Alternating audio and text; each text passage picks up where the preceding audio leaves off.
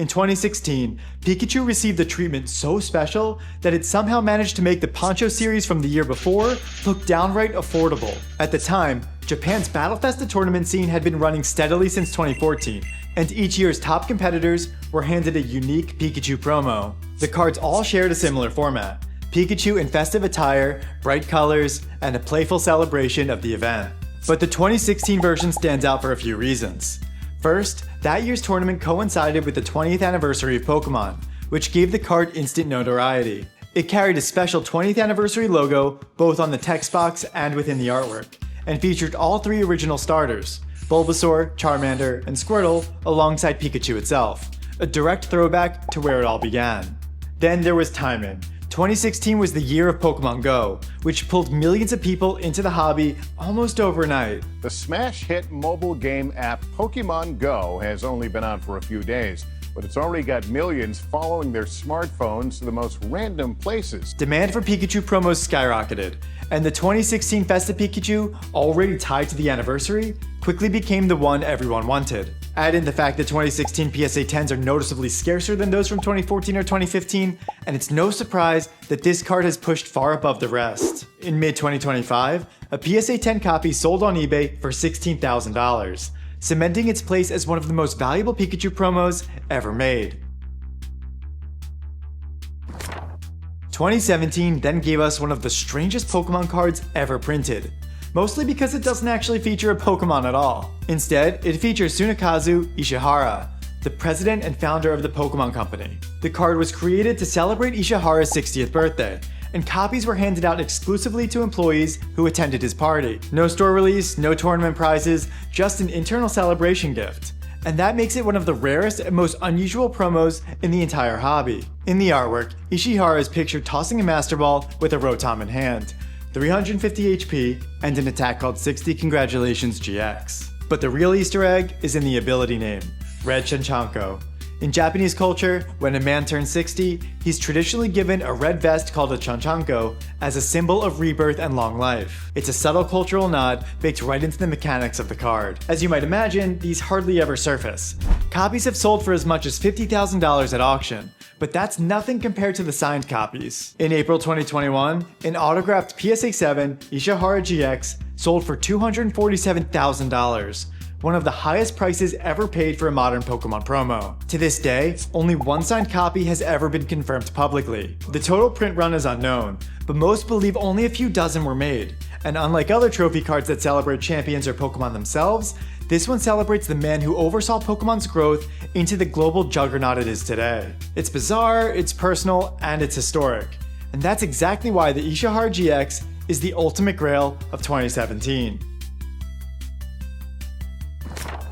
2018 saw one of the more creative collaborations in the history of the Pokémon TCG. To celebrate a traveling exhibition of Edvard Munch's painting The Scream in Tokyo and other Japanese cities, the Pokémon Company released a set of 5 exclusive promos. Each one reimagined a different Pokémon in Munch's iconic screaming pose, complete with wide eyes and open mouths against a swirling background. Visitors could pick them up at the exhibition gift shop, making them accessible at first, but like most limited Japanese promos, they disappeared quickly and have only grown scarcer with time. While Pikachu was initially the star as the face of the franchise, it's actually Mimikyu that has become the most expensive card in the set. PSA 10 copies now sell for around $10,000, outpacing Pikachu by almost 2 times. But that upset doesn't come as much of a surprise. Introduced in Pokemon Sun and Moon, Mimikyu quickly became one of the most popular new Pokemon of the generation, and by 2018, it had already become a merchandising hit in Japan, so its inclusion in the Scream lineup gave fans exactly what they wanted. The other promos, Rowlet, Eevee, and Psyduck, are still highly collectible, but Mimikyu has quietly taken over as the winner of the set and as the grail of 2018. 2019 then gave us one of the rarest and most expensive trainer cards ever made, the Lily Extra Battle Day promo. Lily was already a fan favorite thanks to her role in Pokemon Sun and Moon and later in the anime, but this card hit right at the peak of what some call the waifu boom in Japan. Collectors were chasing full art trainers of popular female characters just as hard as they were chasing Pokemon, and Lily? Well, let's just say she was a fan favorite. The Extra Battle Day events were originally scheduled to run in October and November of 2019, and then again in January and February of 2020. But the pandemic cut them short after only the first 2 months, instantly limiting supply. Even before that, they were notoriously hard to enter. You had to win a lottery just to participate, and then your performance was judged on wins, prize ratios, and even rock, paper, scissors tiebreakers. And here's the worst part. Winners didn't just walk away with the card. Instead, they got booster packs with a chance to pull one of the 3 full art promos: Guzma, Acerola, and Lily. Of those 3, Lily was by far the rarest, making her card brutally hard to get even if you managed to make it that far in the first place. That scarcity has turned it into a one-of-a-kind grail. In July 2023, a PSA 10 Lily sold for $108,000 through Fanatics Collect. The extra battle date Lily pretty much defined the waifu boom, a moment when trainers, not Pokemon, drove the market, and when Lily cemented her status as the most valuable modern character card in the entire game. 2020 gave us one of the rarest and strangest Charizard promos of the modern era, the Charizard VMAX HR winner, numbered 104S-P. If you just look at it, you'd think it was just the Japanese version of the Rainbow Charizard VMAX from Champion's Path. A cool card in its own right, but nothing too exclusive. However, at the time this card was printed, it was the only Rainbow Rare Charizard VMAX in existence. And unlike the English release that flooded the market later that year, the Japanese version was reserved exclusively for the very top finishers at Japan's Champions League tournament, which were essentially the next evolution of the Battle Festa structure we saw a few years earlier in 2016. And just like Festas handed out exclusive Pikachu promos, Champions League continued the tradition of pairing competition with prize cards, but on a much tighter scale. Only 600 copies were initially awarded to tournament winners across Japan. Then, when COVID derailed much of the 2020 play season, another 600 copies were handed out via lottery to affected stores and players. So that's roughly 1,200 in total, a tiny print run for a Charizard, especially one that, for a brief window, was completely unique. Of course, the release of the nearly identical English Rainbow Charizard VMAX in Champion's Path did diminish some of the card's value. It turned what might have been a 5-figure grail into one that now hovers in the $5,000 to $8,000 range in PSA 10. Still, the Japanese HR winner remains the rarest version by far, and it carries with it the prestige of being a prize card tied directly to tournament play. And more than anything, it's a reminder that Japan is never quite done with printing incredible incentives to show up and win Pokémon TCG tournaments. Now we're in 2021, and this is where the absolute insanity of modern day Pokemon collecting really starts to take shape. The Sword and Shield era introduced us to alt arts, more detailed and highly textured versions of cards otherwise found in the main set. But it was the August release of Evolving Skies that changed the game forever. Packed with Evolutions, Rayquaza, and some of the best pull chases we'd seen in years, Evolving Skies quickly became the set that defined the era. And at the very top of it all was one card: Umbreon VMAX Alt Art, otherwise known as Moonbreon. Pull rates for this card were insane, requiring over 1,500 packs to just have a good chance at pulling one. While other alternate arts in the set were popular, Umbreon hit a different level, and it soon became the symbol of modern Pokemon collecting. Within months, raw copies were climbing fast, and highly graded copies began setting records. Today, a PSA 10 sells for around $3,000, making it the most valuable card of the Sword and Shield block, and one of the first modern set cards to be spoken of in the same breath as high-end vintage.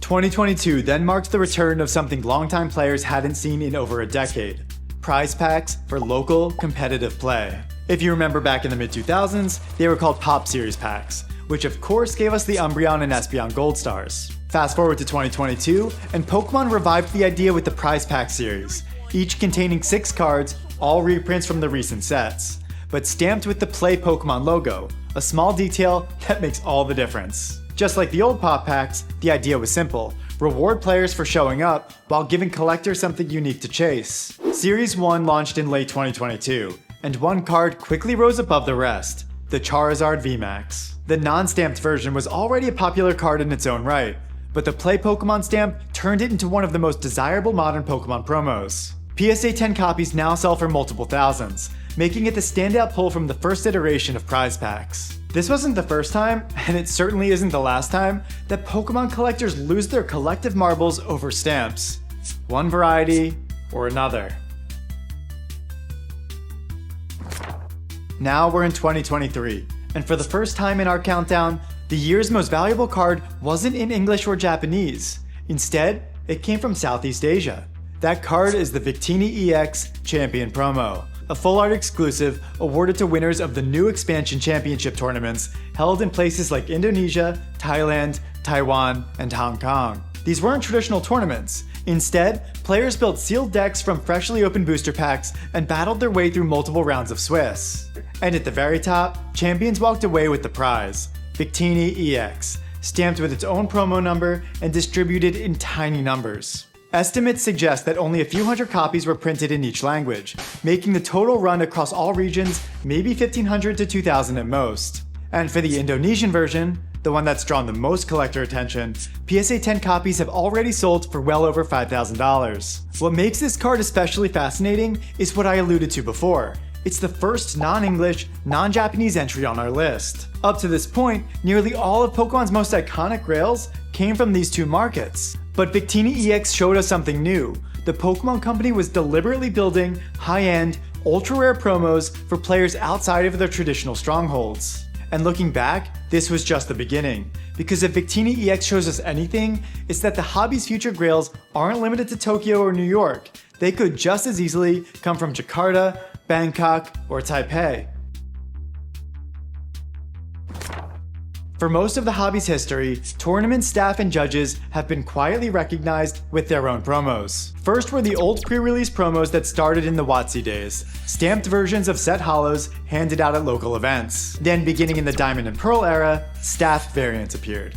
Special, stamped cards given to judges and organizers running sanctioned tournaments. And even they were eventually discontinued after Vivid Voltage due to some stores selling them, instead of giving them to the people that earned them. This practice was thankfully revived, however, with the Professor Program, the culmination of which occurred in 2024 with the release of the Professor Program Voltorb. On the surface, it looks just like the one from 151, but of course, there's a stamp. Two versions exist. The reverse holo variant, with only around 120 copies distributed, and an even scarcer Cosmos holo variant, awarded to only 12 of the top judges and tournament organizers. Both versions carry the Silver Professor Program stamp, transforming a common Pokemon into one of the hardest cards to find in the entire Scarlet and Violet era. PSA 10 copies of the reverse holo variant quickly climbed into the multi-$1,000 range, while the Cosmos Holo is recognized as one of the rarest English Pokemon cards ever printed, with very few public sales as of today. Most people that collect Pokemon cards don't also play the TCG,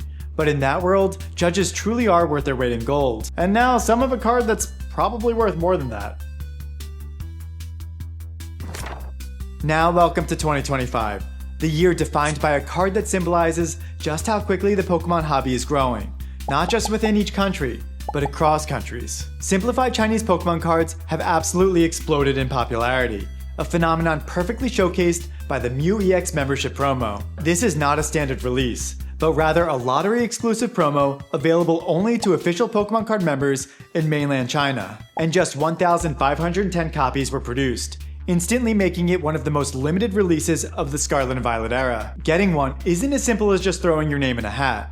Players have to log into the Pokemon card member WeChat mini app and complete at least 15 activities across 3 official event venues before December 15, 2025. Then on the 15th of each month, exactly 151 winners, a not to Mew's Pokédex number, are drawn to receive the card. The exclusivity has driven staggering prices.